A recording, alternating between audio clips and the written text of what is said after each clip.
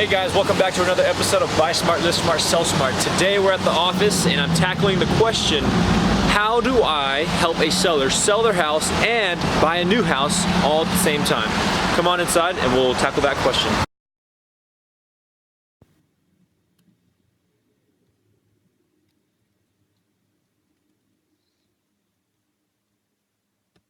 Hey guys, so this can be a complicated concept, but I'm going to make it easy for you, okay? For this illustration, let's just consider the Jetsons. They're my clients who have an old house and they told me, hey, we have an expanding family, it's too small, so we need to buy a new house.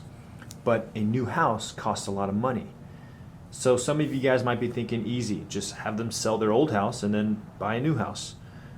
But what if they're like most other families who don't have a rental home that they can stay into in like the meantime, or they don't have friends and family who have a big enough home that they can stay with while they look for a new home? And what if they don't have money to throw away and pay a double mortgage and buy a brand new house while still paying the mortgage on their old house?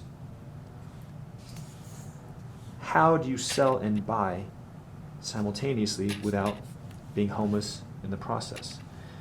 In real estate, that's what we call a contingent sale and contingent purchase. Don't worry about what these mean. We will cover what contingent means very, very shortly. But warning, sellers are not fans of a contingent purchase. But a lot of people go through this, so it is possible, so fear not. So what does contingent mean? Simply, if this, then that. Or if not this, then not that. Here's an example, or two. If I can get work off on Friday night, which is the contingency, then I can go to the dinner party.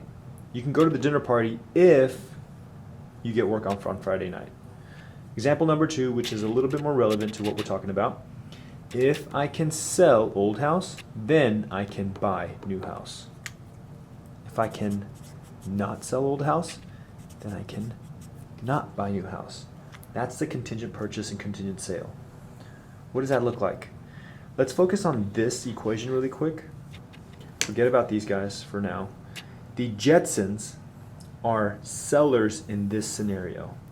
So that's why I'm going to put a big S in this shield. It's a contingent sale or a seller protection from having to sell their house before they find a new house. Okay, so this escrow opens with this understanding. So they know what they're getting themselves into. Now in this equation, the Jetsons are buyers. And that's why I will put a big B right there. This is a protection for the buyers, a contingency for the buyers of saying, hey, Mr. and Mrs. Seller, I love your home and I want to buy it, but before I do, I need to find a buyer to purchase my home. Okay, so this is also an escrow. It can happen either way, but most typically, this happens first. Because if the Jetsons or any buyer goes up to a seller and says, hey, I want to buy your home, but I need to sell my home and I need to find somebody that wants to buy my home, there's just way too much variable and it's not a sure thing.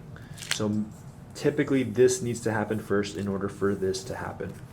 These two escrows need to close same day. And that's what we're going to get into with concurrent close. Concurrent close basically just means same day. The same day close, in addition to the seller in possession, basically means when these two escrows close, the Jetsons are no longer the owners officially, according to the county. They're no longer the owners of this home. They are. But the seller in possession lets the Jetsons hold on to their home and be the owners of this home. This home, as illustrated in this picture. Seller in possession is negotiated 6 days, but typically 3 days is enough.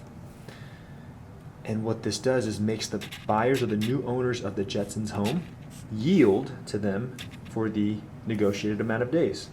Here, the Jetsons will go back and forth, back and forth, until the 3 days are up. They'll move all of their stuff, and at the end of this day, the Jetsons will live there happily ever after. And for those 3 days, as an incentive for these guys to say yes to it, typically what I will recommend my buyers or my clients to do is to pay $100 a day, just to pay for electricity and utilities and just renting the home for 3 days as a thank you. And they're typically willing to say yes. I know that one had a lot of moving parts, so if you guys have any other questions, please just email me or call me and I will fill in the gaps for you guys. I just know that this happens often and a lot of people just say, all right, you figure it out and you deal with it. But I always want to educate my clients so that they know what they're going through. So if you liked it, please like, comment, share, and hit that subscribe button, and I'll catch you guys on the next one, all right? Remember, share knowledge, share network, and share compassion.